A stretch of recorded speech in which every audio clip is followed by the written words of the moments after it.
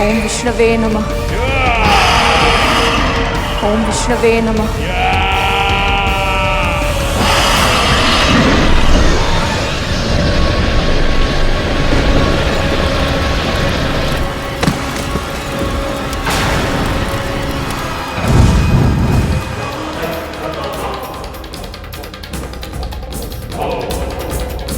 आशा कीजिए कि आपका पुत्र भी हमारी मां की रक्षा और उनका सम्मान ऐसा ही कर रहा हो।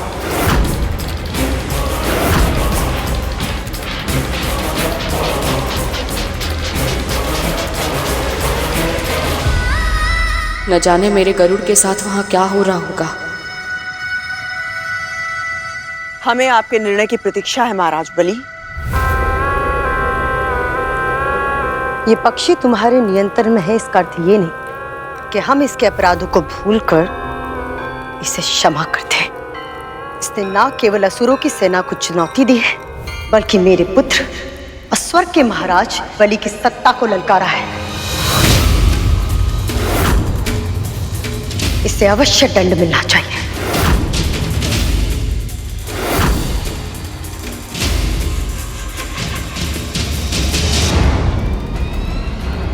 पर एक उपाय है।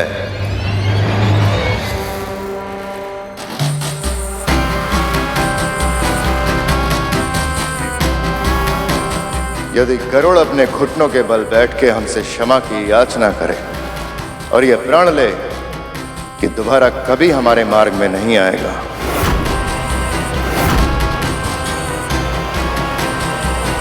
तो शायद हम उसे क्षमादान देने के बारे में विचार कर सकते हैं।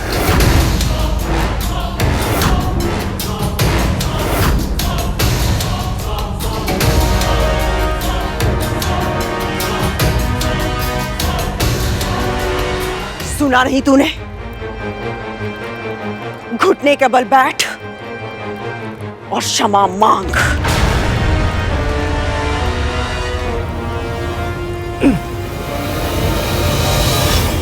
ये आदेश है मेरा गरुड़।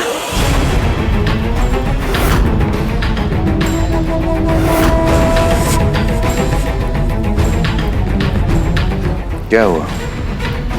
तुम्हारी माँ और नाग भाई अभी भी युद्ध स्थल में है। क्या तुम उनकी और अपनी रक्षा नहीं करना चाहते?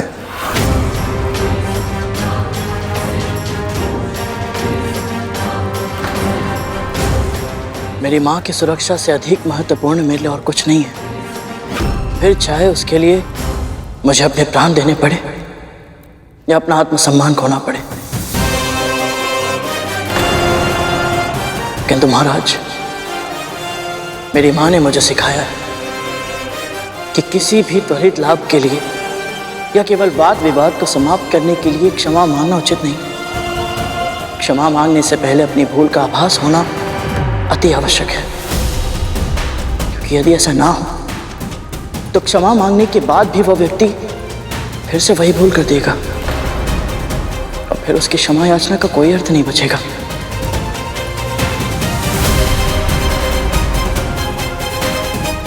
और यह सत्य है महाराज, अदिति मां की रक्षा करने के निर्णय को मैं अनुचित नहीं समझता। यदि आवश्यकता हो तो मैं फिर से करूंगा, सहर्ष करूंगा।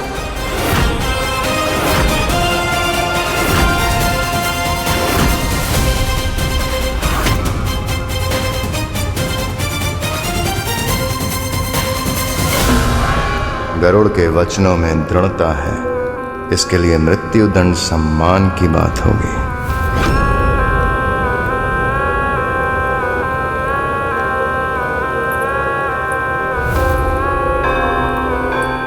पुत्र, आप किस बात की प्रतीक्षा है? असुरों के महाराज, स्वर्ग के शासक हो तुम। जो शीश तुम्हारे सामने ना झुके उसे धड़ से अलग करना उचित है। जो शीश तुम्हारे सामने ना झुके उसे धड़ से अलग करना उचित है।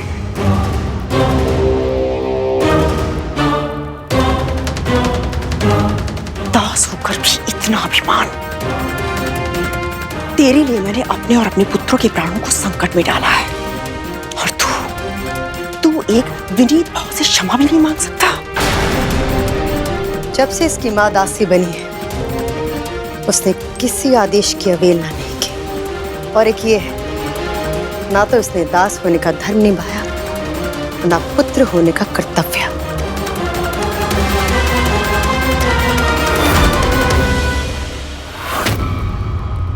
महाराज के आदेश का उल्लंघन करके तूने अपनी मृत्यु का आमंत्रण दिया है।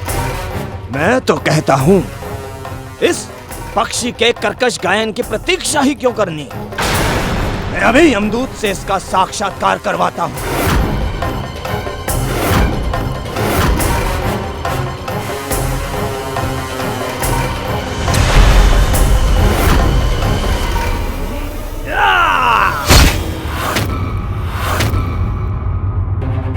हे परम प्रभु विष्णु, मेरे पुत्र की रक्षा कीजिए, रक्षा कीजिए मेरे पुत्र की।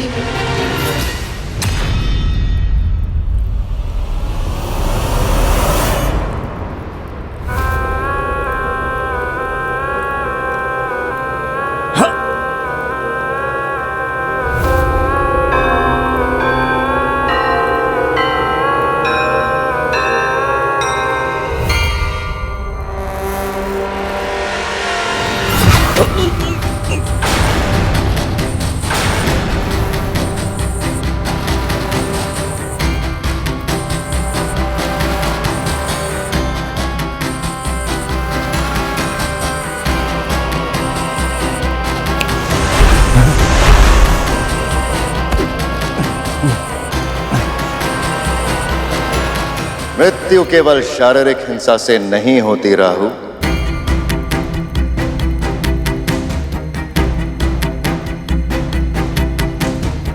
व्यक्ति अपना आत्मसम्मान खो के भी मृतक समान हो जाता है।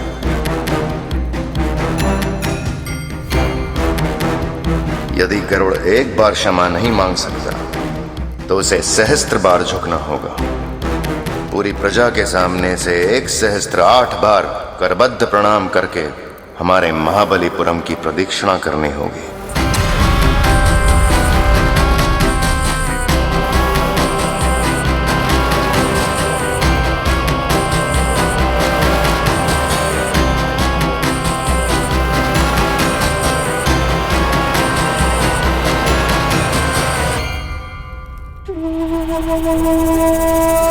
ज्ञात नहीं इसके पीछे इनकी क्या मंशा है, किंतु माँ की रक्षा के लिए मैं कोई भी दंड भुगत सकता हूँ।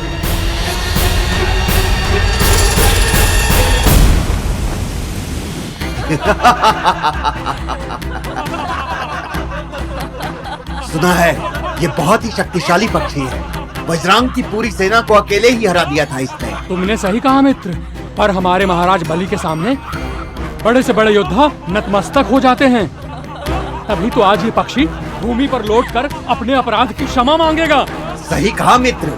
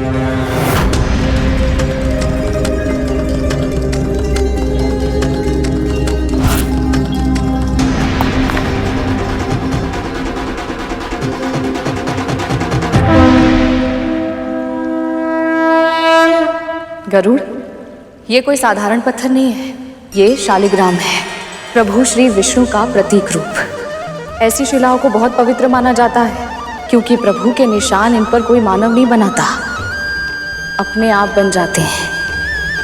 समय के साथ प्रभु की कृपा से। शालिग्राम अनेक तरह के होते हैं जिन्हें उनके आकार, रंग और चक्र, मुख, वनमाला आदि निशानों के आधार पर पहचाना जा सकता है। यदि तुझे कभी कोई ऐसी शिला मिले तो उसे साक्षात प्रभु श्री विष्णु का आशीर्वाद समझना, उसका आदर करना।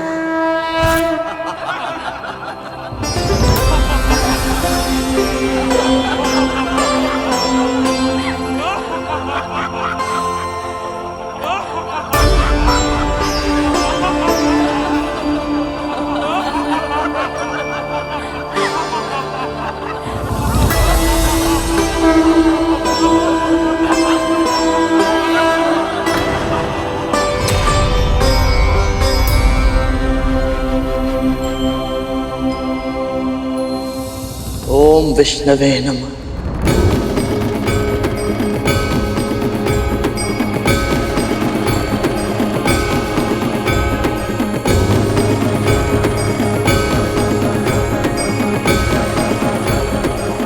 ओम विष्णवे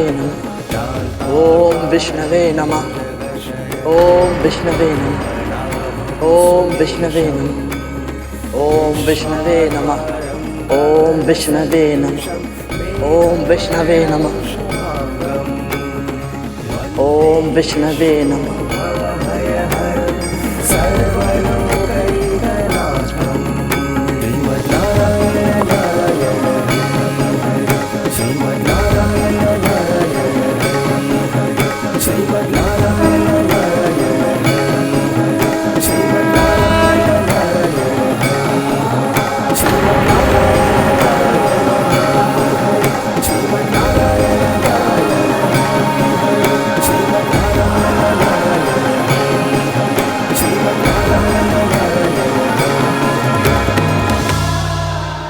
ओम विष्णवे नमः। ये पक्षी क्या कर रहा है? इसे नगर की परिक्रमा करने के लिए कहा था और ये तो सिर्फ पत्थर के चारों ओर चक्कर काट रहा है। इसको ना केवल महाबलीपुरम की, देखिए ये संपूर्ण सृष्टि की परिक्रमा कर रहा है। ओम विष्णवे नमः। ध्यान से देखिए। ओम विष्णवे नमः। ओम विष्णवे नमः। शालिग्राम।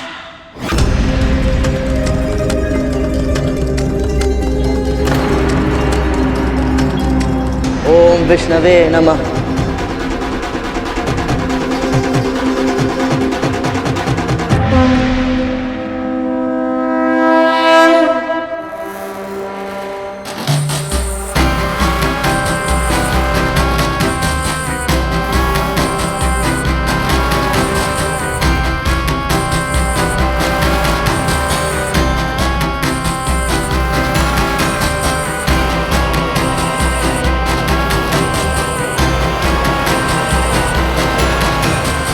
हम असुर सदा से महादेव शिव शंकर के भक्त रहे, किंतु आज तुमने शालिग्राम की परिक्रमा करके भगवान विष्णु को भी यहाँ स्थापित कर दिया है।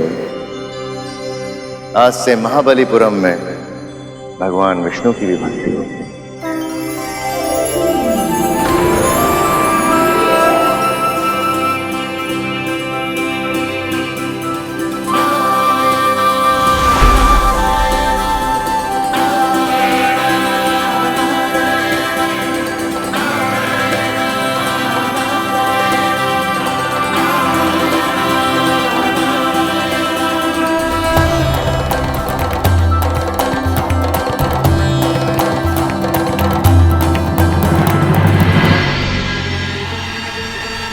पुनः जीवित बच गया है ये गरुड़। क्या करूं जिससे ये असुरों के लिए भविष्य में खतरा ना बने।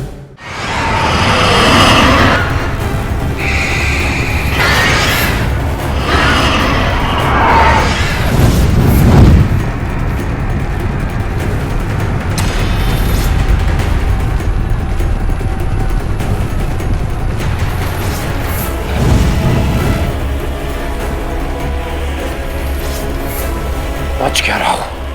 किंतु भैया अचानक से ये सब लुप्त कैसे हो गए?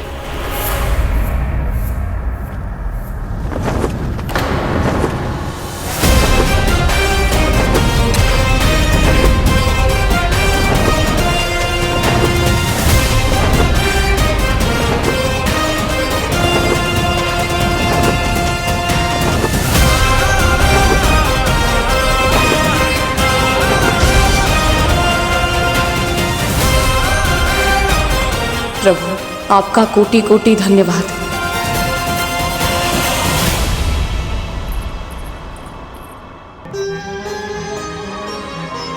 माँ, माँ,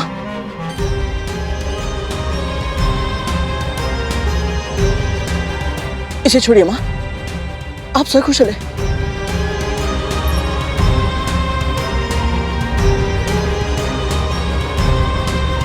तुम ठीक हो ना?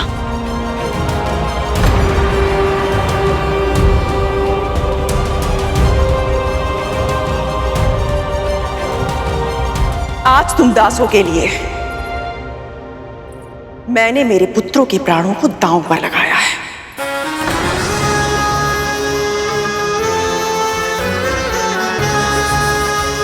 हमें आभास है महाराज, इसके लिए हम दोनों सदैव आपके ऋणी रहेंगे। कुछ सीख अपनी मां से। ये होता है अच्छे दास का व्यवहार।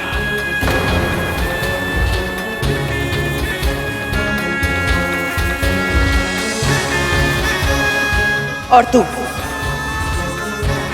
तूने इस ऋण को स्वीकार किया, बहुत अच्छा किया।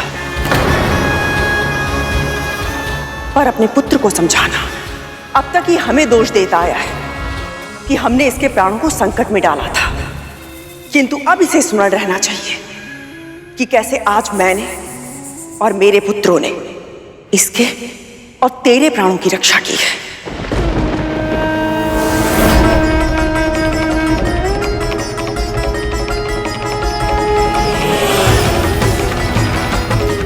महारानी, मैं सच्चे हृदय से आप सबका आभारी हूं।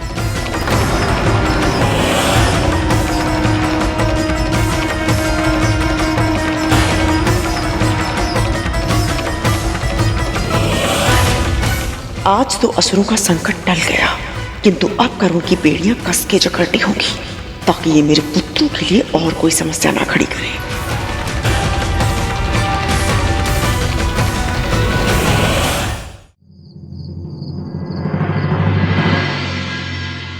मायावी बहुत ढीठ है।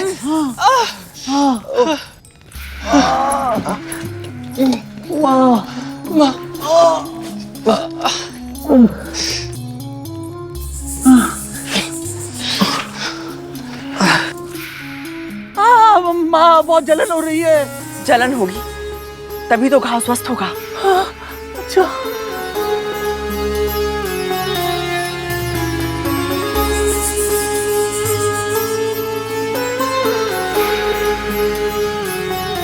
माँ, सत्य कहूं, जब आप अचानक से गरुड़ के साथ चली गई तो मैं भी सोच विचार में पड़ गया।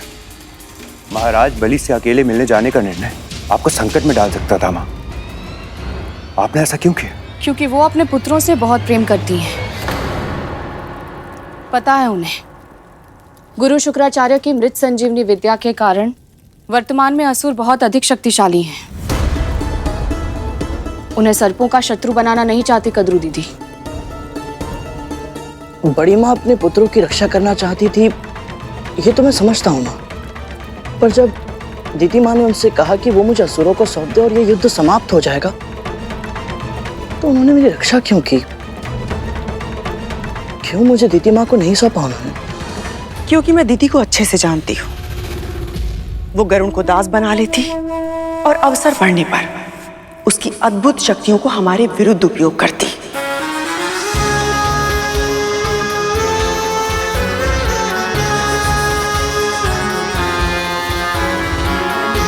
गरुड़ उसके लिए एक अचूक शस्त्र बन जाता और हमारे लिए एक भीषण संकट। गरुड़ को उसे सौंपने से मना करके मैंने न केवल दीदी और उसके पुत्रों को शक्तिशाली होने से रोका है, बल्कि गरुड़ ने उसकी मां पर एक ऐसा उपकार किया है जिसे वो चाहे भी तो जीवन भर नहीं चुका सकते। यदि कद्रू दीदी ने ये सब उपकार मानकर किया है तो उपकार ही सही। मेरे लिए इतना ही पर्याप्त है कि तू सुरक्षित है। उनकी मंशा चाहे जो भी रही हो गरुड़, जब तक तू मेरे साथ है ना, मुझे कोई अंतर नहीं पड़ता।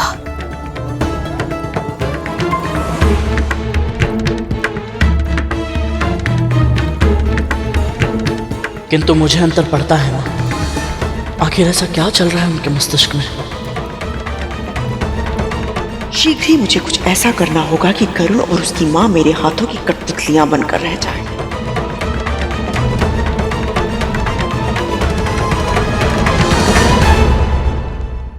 मुझे तुम सब पर अभिमान है। आज जिस तरह तुम लोगों ने असुरों का डटकर सामना किया है, मेरा विश्वास और भी दृढ़ हो गया है। एक दिन तुम लोग पृथ्वी पर नहीं अपितु पूरे त्रिलोक पर शासन करोगे।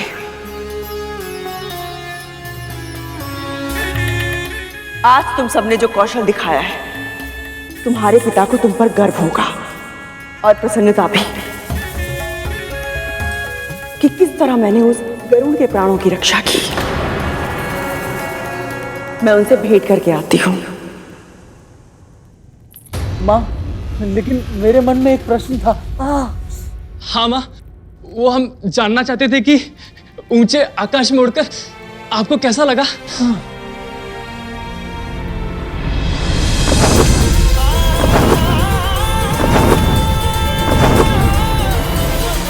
हाँ माँ, बताइए ना, आपको कैसा लगा पक्षियों की तरह उड़कर? सम्मोहक, मनमोहक, नदी के बहते जल की तरह मुक्त, किसी स्वप्न जैसा था आकाश में उड़ने का अनुभव।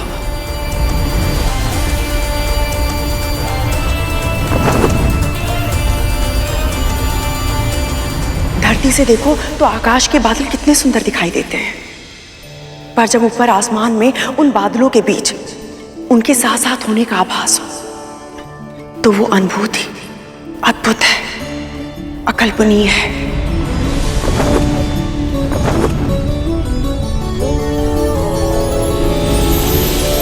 मैं तो सबसे अधिक प्रभावित हुई उस गरुड़ की गति से।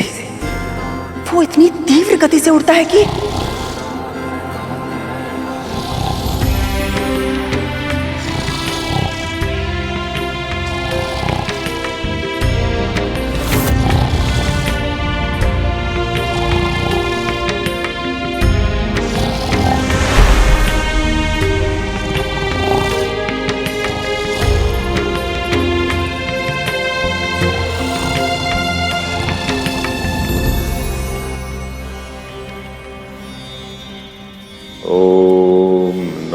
भगवते वासुदेवाय। ओम नमः भगवते वासुदेवाय। ओम नमः भगवते वासुदेवाय। ओम श्री भगवते वासुदेवाय।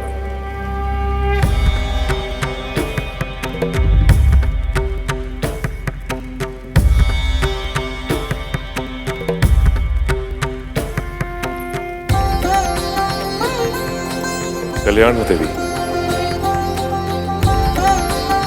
इस समय यहाँ कैसे आना हुआ? मैं आपको सूचित करना चाहती थी स्वामी कि असुरों ने हमारे महल पर आक्रमण कर दिया था, किंतु हमारे पुत्रों ने बहुत ही वीरता के साथ युद्ध किया और विंता की रक्षा की।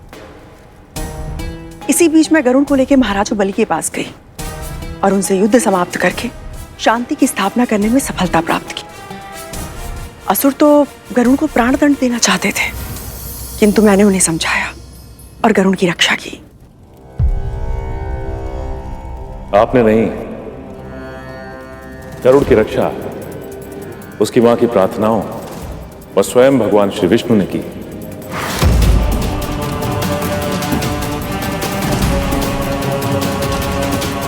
देवी कद्रू, आपकी सबसे बड़ी भूल यही है कि आपको लगता है कि जो कुछ भी हो रहा है वो आपकी इच्छा से हो रहा है, किंतु सत्य यह है कि यहां इस संसार में जो कुछ भी होता है भगवान श्री विष्णु की इच्छा से होता है।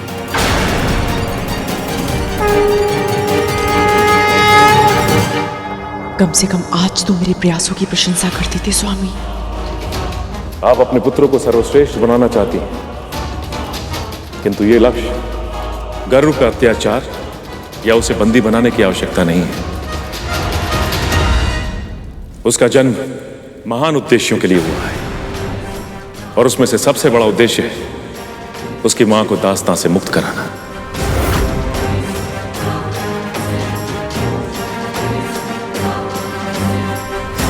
आपको लगता है कद्रू के आपने छल से शर्त जीतकर विंता को दासी बनाया, किंतु आप तो केवल माध्यम थी। जिस दिन अरुण का जन्म हुआ था उसी दिन विंता को यह श्राप भी मिल गया था और साथ ही साथ उसका निवारण भी। यदि आपके एक पुत्र ने आपको भीषण श्राप दिया है तो वही आपका ये दूसरा पुत्र आपको श्राप के बंधन से मुक्त करवाएगा।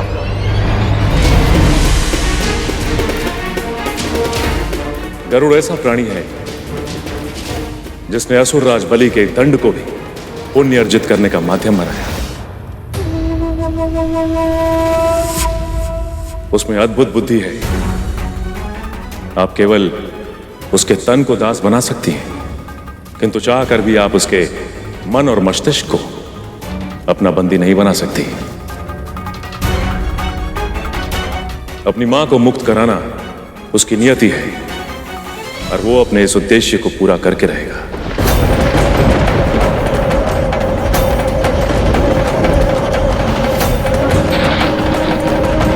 आप केवल एक कार्य कर सकती हैं कि उसके उद्देश्य को और कठिन ना बनाएं। मैं यहाँ आई थी कि स्वामी के समक्ष अपने पुत्रों के पराक्रम की प्रशंसा कर सकूं, किंतु वे खुद गरुड़ का पक्ष लेकर बात कर रहे हैं। नमो भगवते वासुदेवाय।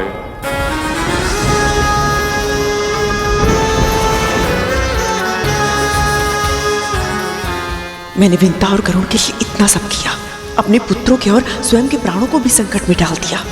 असुरों से उसकी रक्षा करने के लिए उन दोनों को तो मेरा जीवन भर के लिए ऋणी होना चाहिए। मुक्त होने के बारे में सोच भी कैसे सकते हैं वो? महाराज, गरुड़, तुम इस समय यहाँ क्या कर रहे हो? क्षमा कीजिए महारानी, मेरा उद्देश्य आपको भयभीत करना नहीं था, बस कुछ कहना है आपसे। जो भी कहना है कल कहना, आज बहुत रात हो चुकी है, तुम जाओ यहाँ से।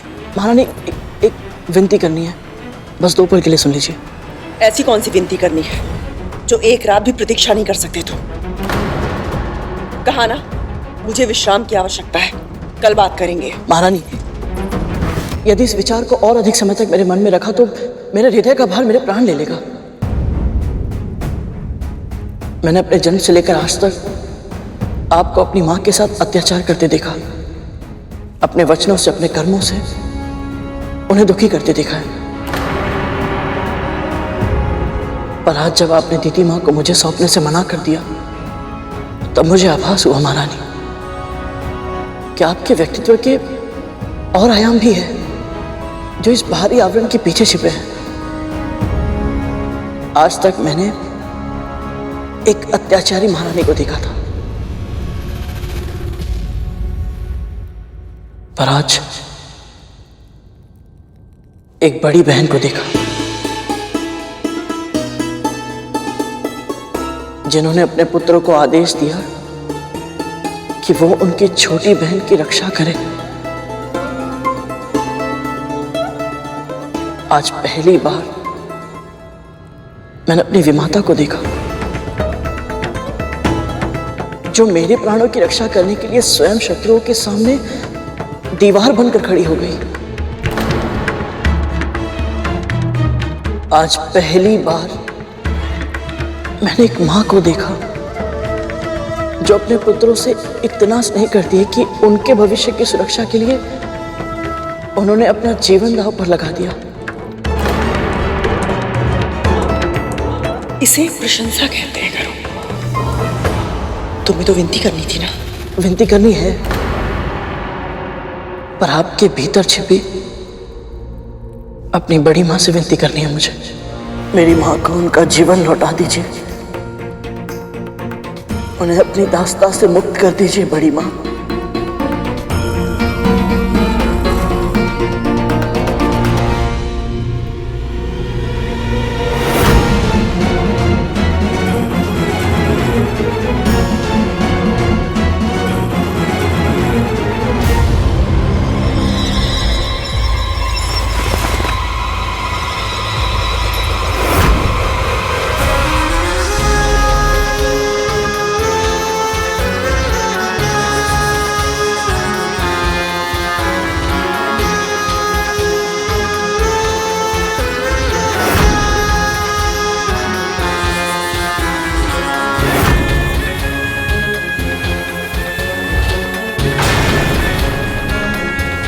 कैसा लग रहा है?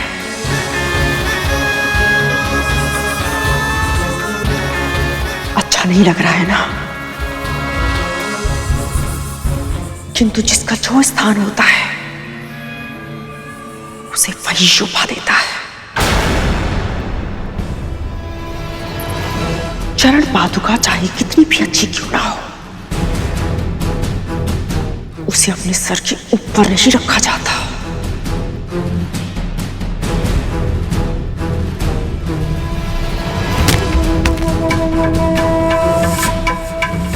आज तो तूने ये दुस्साहस कर लिया, किंतु फिर कभी तेरी जीवा में तो क्या, तेरे मस्तिष्क में भी ये विचार नहीं आना चाहिए, कभी नहीं।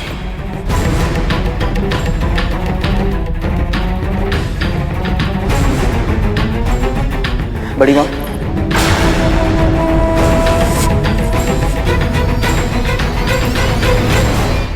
बड़ी माँ नहीं, महारानी।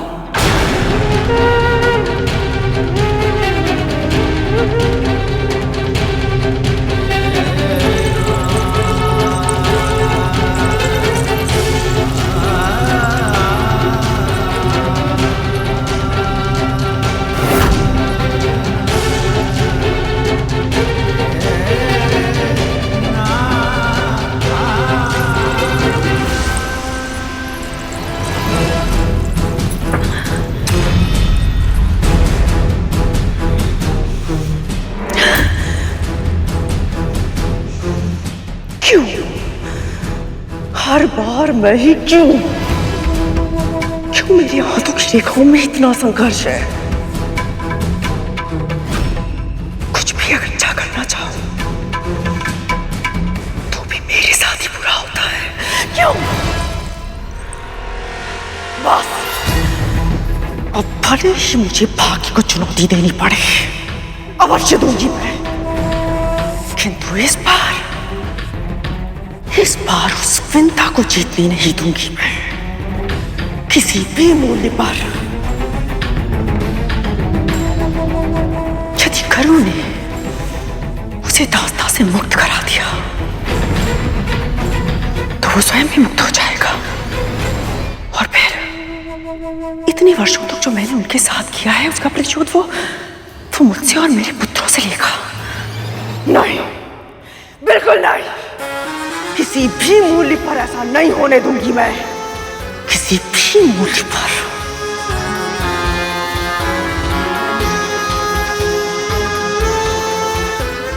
करूं भी तो क्या?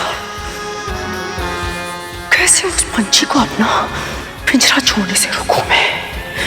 कैसे रोकूं उसे मुक्त आकाश में उड़ने से? कैसे?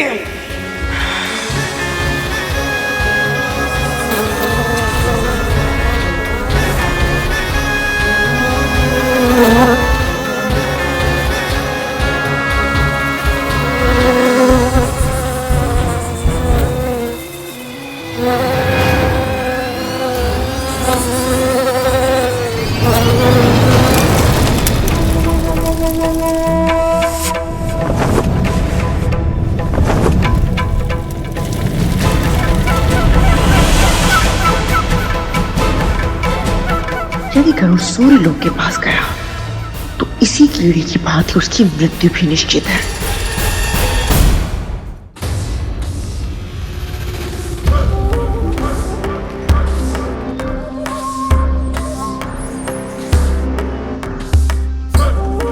गरुड़ सुनो ना, तख्तू भैया, धूमल भैया,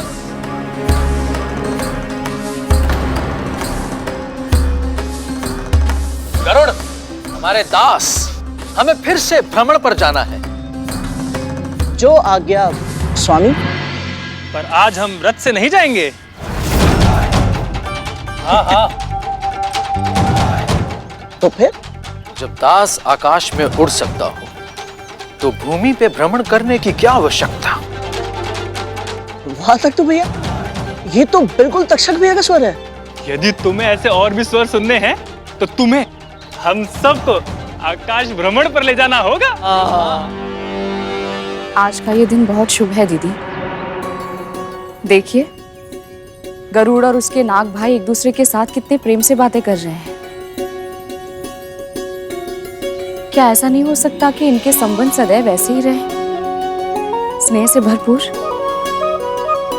तुमने तो मेरे मुंह की बात छीन ली। मैं भी ऐसा ही सोच रही थी। सच?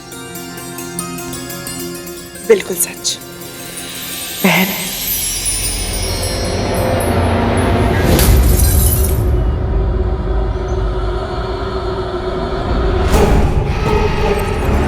मैं तो ये भी सोच रही थी कि कुछ दिनों से युद्ध की काली छाया हम सब पर मंडरा रही है, और अब तो हमारा महल भी उसकी चपेट में आ गया है।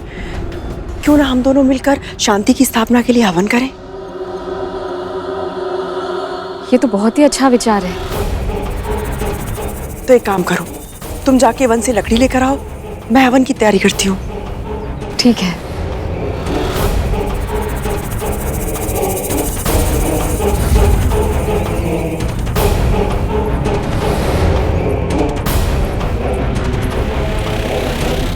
गरुड़, तुम कहाँ जा रहे हो?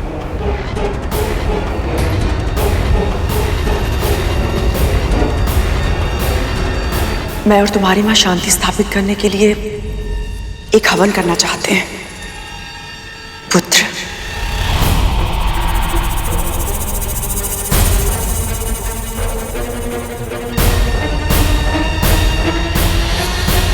और उसके लिए तुम्हें एक विशेष सामग्री लानी होगी। आदेश दीजिए महाराज।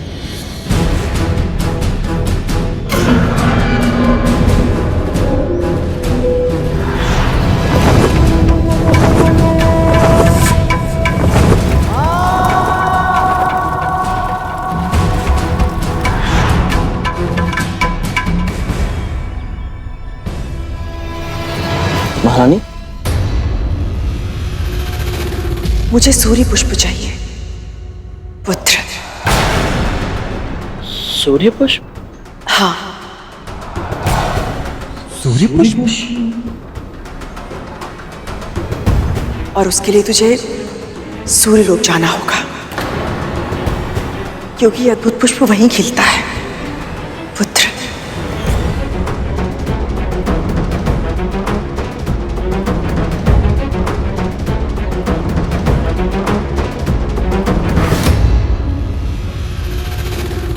किस सोच में पड़ गए तुम? अपनी मां की दास्तां के अतीत को जानने के लिए तुम वैकुंठ तक चले गए थे, किंतु अपनी माता की एक छोटी सी इच्छा पूरी करने के लिए सूर्यलोक तक नहीं जा सकते पुत्र।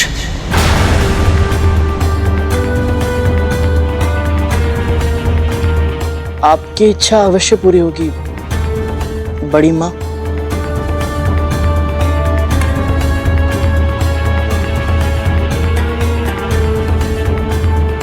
आपने जो कार्य दिया था उसे क्षण भर में समाप्त करके शीघ्र ही जाता हूँ।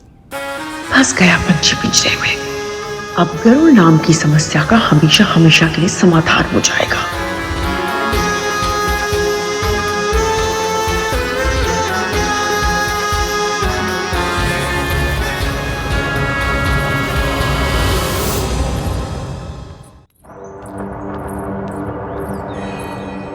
गरुड़, हम भी तुम्हारे साथ चलेंगे। हाँ, परंतु ले चलो ना गरुड़, बहुत मन है हमें अंतरिक्ष भ्रमण करने का। अच्छा ठीक है, परंतु आप लोग महारानी के आगे ले लीजिए पहले।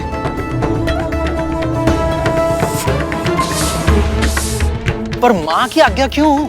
उसकी तो कोई आवश्यकता ही नहीं है गरुड़। हाँ नहीं धूमल भैया, एक बार मैं अपनी माँ की आज्ञा के बिना घर से दूर जा चुका हूँ, और मैं नहीं चाहता कि आप सब भी वही भूल करें। इसलिए आप लोग जाइए और बड़ी माँ की आज्ञा ले लीजिए। यदि उन्होंने आज्ञा दी तो मैं अवश्य आप सबको ले चलूंगा। मैं हाथ धोकर आता हूँ।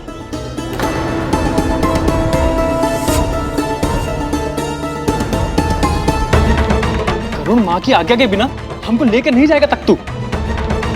और माँ आज्ञा देगी नहीं। तो क्या करें भैया, बड़ा मन है अंतरिक्ष भ्रमण करने का।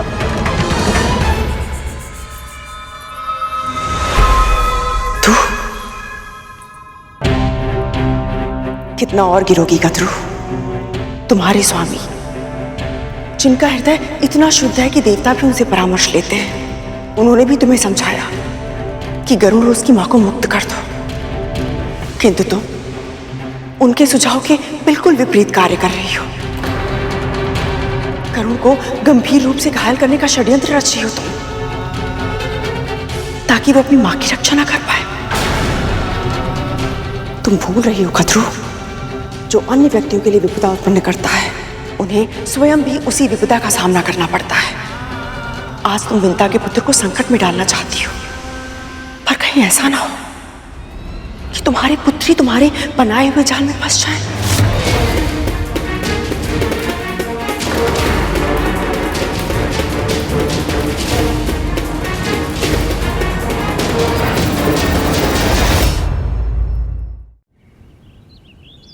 गरुड़,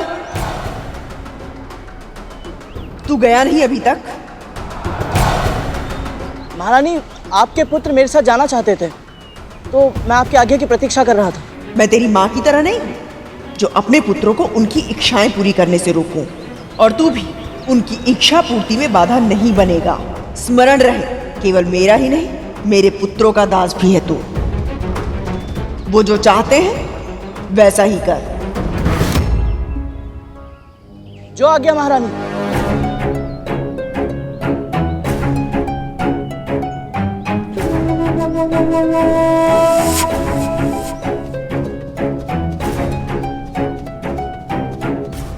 ऐसा कुछ नहीं होगा।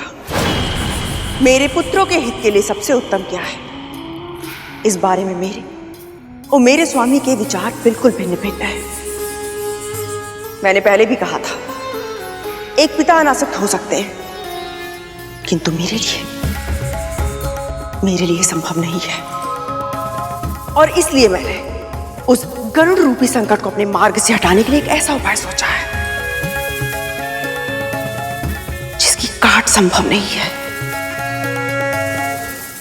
सत्य कहा तुमने, तुम्हारा उपाय अचूक है। जो तुमने सोचा वही होगा। विष्णु लोक की यात्रा के समय सूर्यदेव और गरुड़ की भेंटावशी हुई थी, किंतु उसने सूर्यलोक में प्रवेश नहीं किया था। किंतु अब तुम्हारे आदेश के कारण उसे सूर्यलोक के भीतर प्रवेश करना होगा, और तब होगा उसे सूर्य के असहनीय तेज और विकराल ताप का अनुभव। उसके पंख जल जाएंगे। मृत्यु नहीं भी हुई तो भी तड़प तड़प कर वो पृथ्वी पर गिर जाएगा।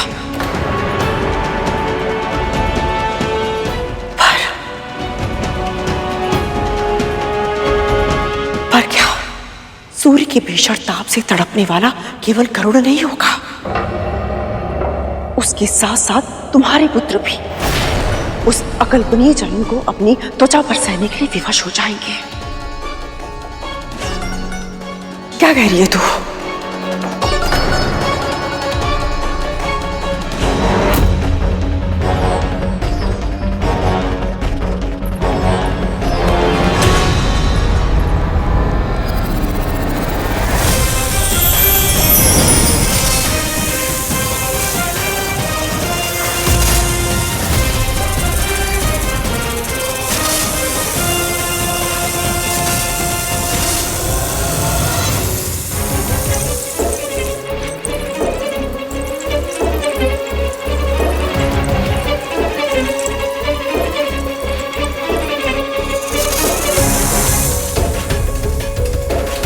गरुड़, चलो चलो चलो।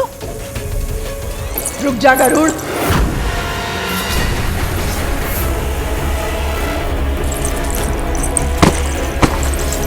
कहीं माँ ने देख लिया तो वो रोक लेंगी और सब किया कराया व्यर्थ हो जाएगा। गरुड़, समय क्यों नष्ट कर रहे हो? अब उड़ो भी।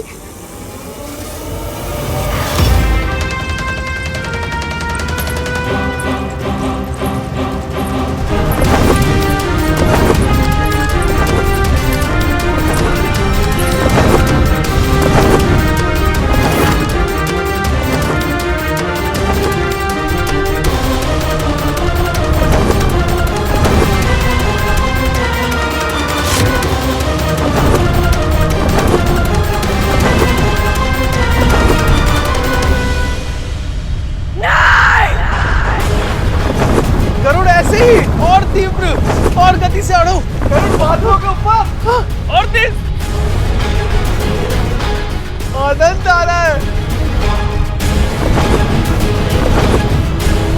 तो भैया, धुमल भैया, वो देखो, इतनी ऊंचाई से हमारा महल कितना छोटा लग रहा है। वो माँ है क्या? हाथों के संकेत से ऐसा प्रतीत होता है कि वो हमें विदा कर रही हैं। कहीं इसे पता न चल जाए कि माँ हमें रोकने का प्रयास कर रही है।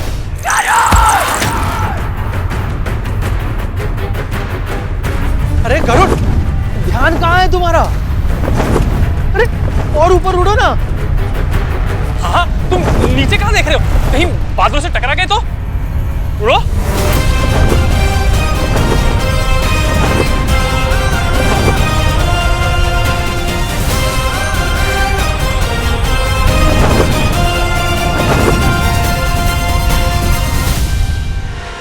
माँ, माँ, माँ, क्या हुआ? माँ आप इतनी घबराई हुई क्यों है? क्या हुआ माँ? बोलिए कुछ। बोलिए माँ।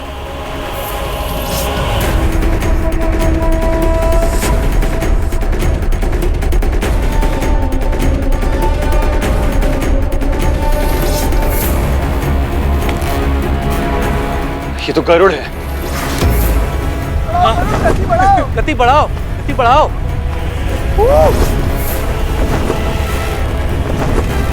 और इसके साथ हमारे भाई, ये उन्हें कहाँ लेकर जा रहा है?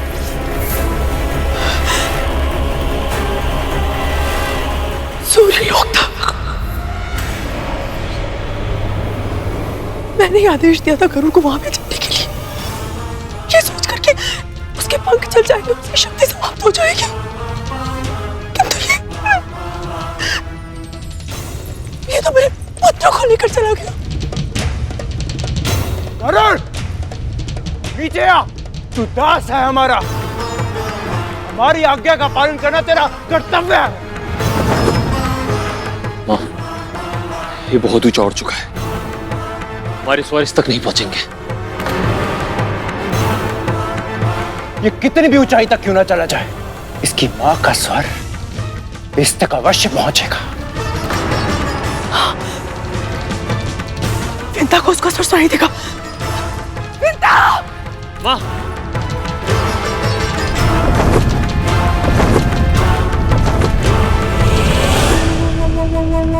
कल्पना भी नहीं की थी आकाश में इतना आनंद आएगा।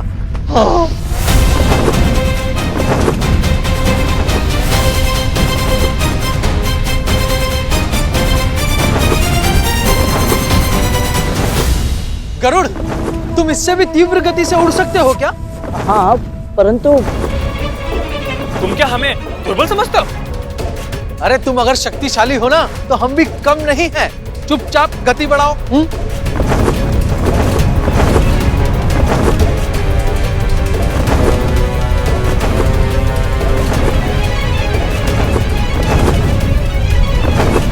हम अंतरिक्ष में आ गए। गोतंदी भैया, कितने सारे तारे।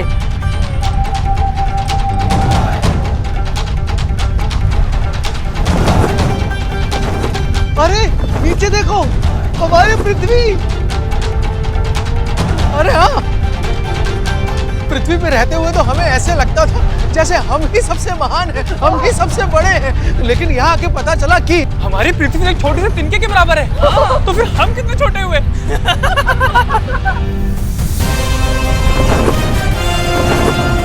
अच्छा ही हुआ कि ये सब मेरे साथ इस यात्रा पर चले आए। संभव है यह अनुभव इन्हें विनय का महत्व सिखा दे और पृथ्वी पर लौटने के बाद ये सब माँ को दासता से मुक्त कराने के लिए बड़ी माँ को मनाने में मेरी सहायता करें। विंता! विंता!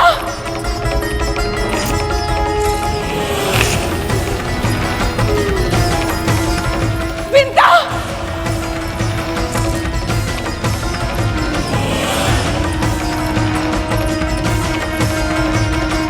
विंता!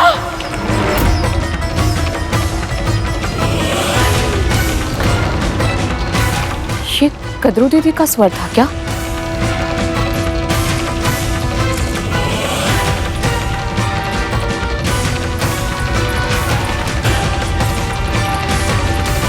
मुझे ऐसा क्यों लगा जैसे वो मुझे पुकार रही हो। पर वो यहाँ वन में क्या करेंगी? विंता! विंता! विंता! विंता! दीदी, मेरे पुत्र को बचा ले, उनकी रक्षा कर विंता, उनकी रक्षा कर। पर हुआ क्या है? आप ऐसे क्यों कह रही हैं? वापस बुला ले उसे। सोच क्या रही है? वापस आने का आदेश दे उसे। आप इतनी घबराई हुई क्यों हैं और किसे वापस लौटने का आदेश दूं मैं? गरुड़ को। मैंने उसे सूर्य पुष्प लाने भेजा था, किंतु मेरे पुत्र भी उसके पीछे चले गए। मैंने बहुत पुकारा उसे, धरती पर वापस आने के लिए, किंतु उसने मेरी नहीं सुनी। वो बहुत दूर जा चुका, मेरी ध्वनि उस तक नहीं पहुंच रही है। तू बुलाना उसे। यदि मेरे पुत्र को कुछ हो गया तो मैं जीवित नहीं रह पाऊंगी पिता। तू ही है जो उसकी रक्षा कर सकती है। बुला ले अपने पुत्र को, वापस बुला ले। बुलाना, बुला अपने पुत्र को। हाँ, आप चिंतित मत होइए, मैं उसे वापस बुलाती हूँ। गरुड़! गरुड़! गरुड़!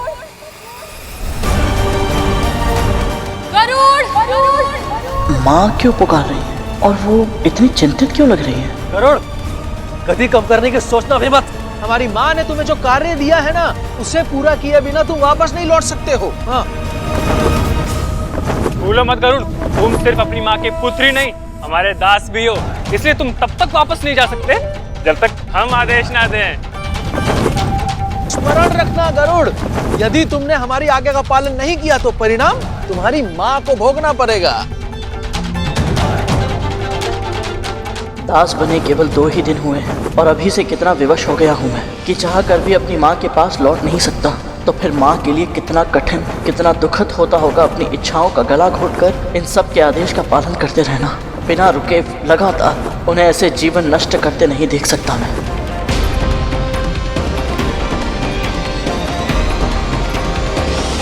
गरुड़ वापस क्यों नहीं आ रहा है विंता? पता नहीं दीदी, मेरी पुकार सुनकर वो वापस लौट कर ना आए, ये संभव नहीं है। हो सकता है कि मेरी पुकार उस तक पहुंच ही ना रही हो। ये भी तो हो सकता है कि वो आपकी बात सुन के अनसुनी कर रहा हो, और ये भी तो हो सकता है कि वो इस अवसर का उपयोग अपना प्रतिशोध लेने के लिए कर रहा हो। अवश्य उसने अंतरिक्ष भ्रमण का लोभ देकर हमारे भाइयों को अपनी मीठी बातों में फंसाया होगा, ताकि वो अकेला घायल ना हो और मृत्यु का संकट केवल उस पर नहीं, हमारे भाइयों पर भी आए।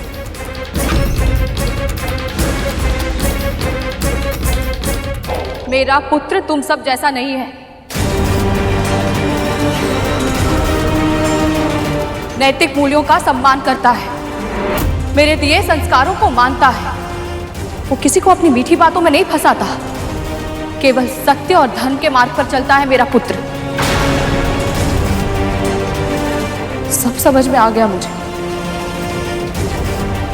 आपने आज पवन की चर्चा इसलिए की क्योंकि आप चाहती थी कि मैं अपने पुत्र को छोड़कर यहाँ वन में आऊं और उसे सूर्यलोक जाने से रोक ना पाऊं।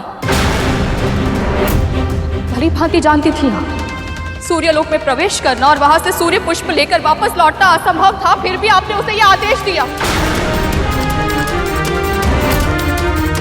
ताकि इसका पालन करने के कारण सूर्यदेव क्रोध में आ जाए और ऐसी भीषण अग्नि वर्षा करें कि मेरे पुत्र के पंख जल जाए और उसके प्राण।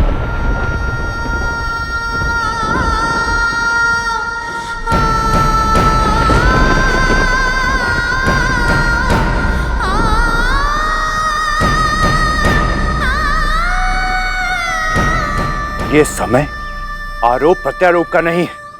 जो आपसे कहा जा रहा है वो आप कीजिए। अपने पुत्र को बुलाइए। यदि मेरे भाइयों का तनिक भी अहित हुआ तो मैं बस, और अब शब्द नहीं। पर मां, कालिया,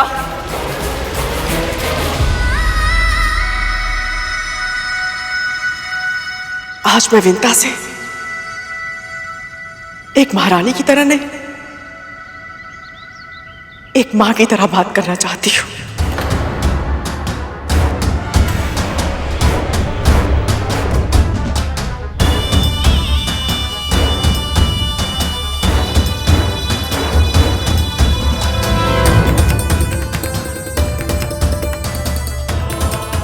भी एक माँ हो, यदि अपनी संतान को कोई कष्ट होता है तो माँ को बहुत असहनीय पीड़ा होती है। ये तुमसे अधिक और कौन जान सकता है।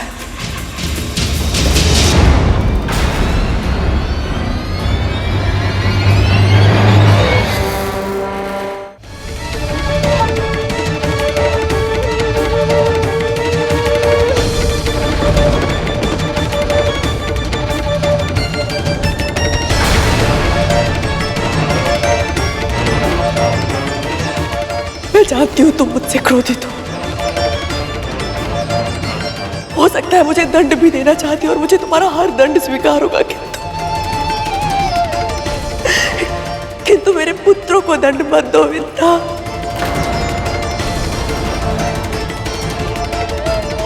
अपने पुत्र को वापस बुला लो।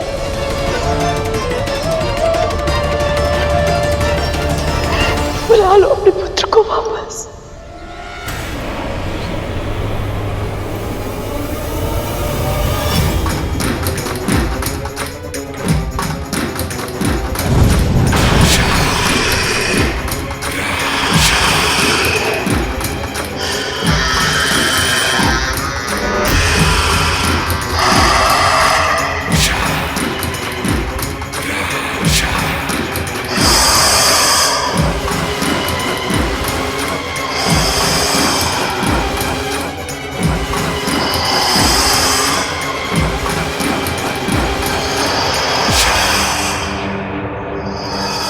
जब तक आप मेरे भाइयों की सहायता नहीं करती, आप यहां से नहीं जा सकते।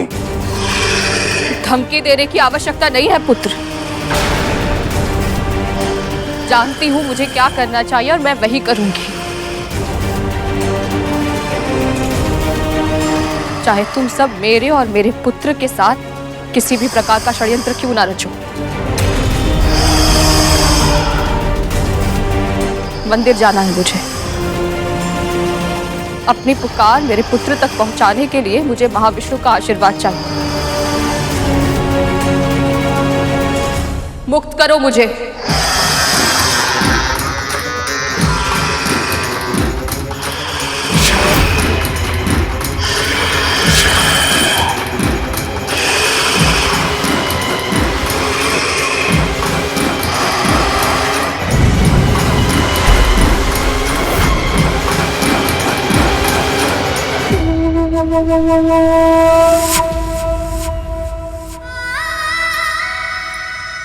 जैसे भी हैं पुत्र समान है मेरे, इसलिए मेरी प्रार्थना स्वीकार कीजिए प्रभु। किसी भी अहित की ज्वाला ना तो नागों तक पहुँचे और ना ही मेरे पुत्र गरुड़ को जलाए। वो सब सकुशल धरती पर लौट आए।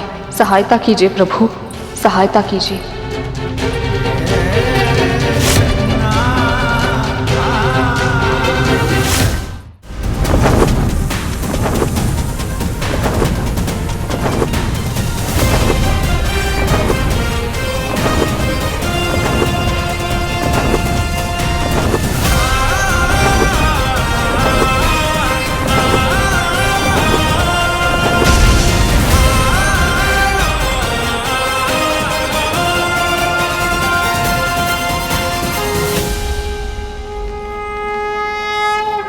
प्रणाम चंद्रदेव।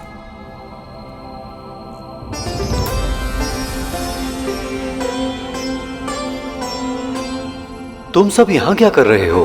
बड़ी माँ का हवन करना है चंद्रदेव, इसलिए मैं सूर्यलोक जा रहा था सूर्य पुष्प लाने।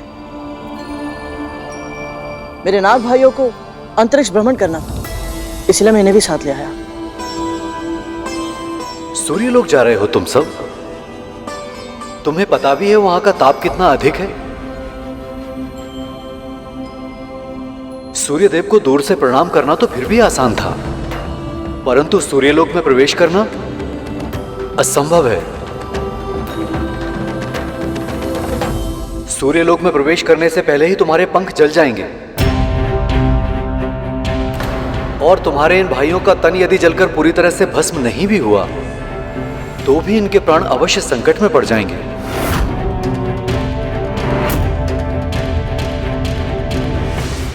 चंद्रदेव का कहना सही है। इस यात्रा में बहुत संकट है और आप सभी के प्राणों से अधिक महत्वपूर्ण नहीं है ये। मुझे लगता है कि मुझे इसी समय आप सबको घर लेकर चलना चाहिए। गरुड़, कहा जाता है पृथ्वी पे जन्म लेने वाला कोई भी देहधारी अपने देह के साथ वैकुंठ तक नहीं जा सकता, पर तुमने ये करके दिखाया ना।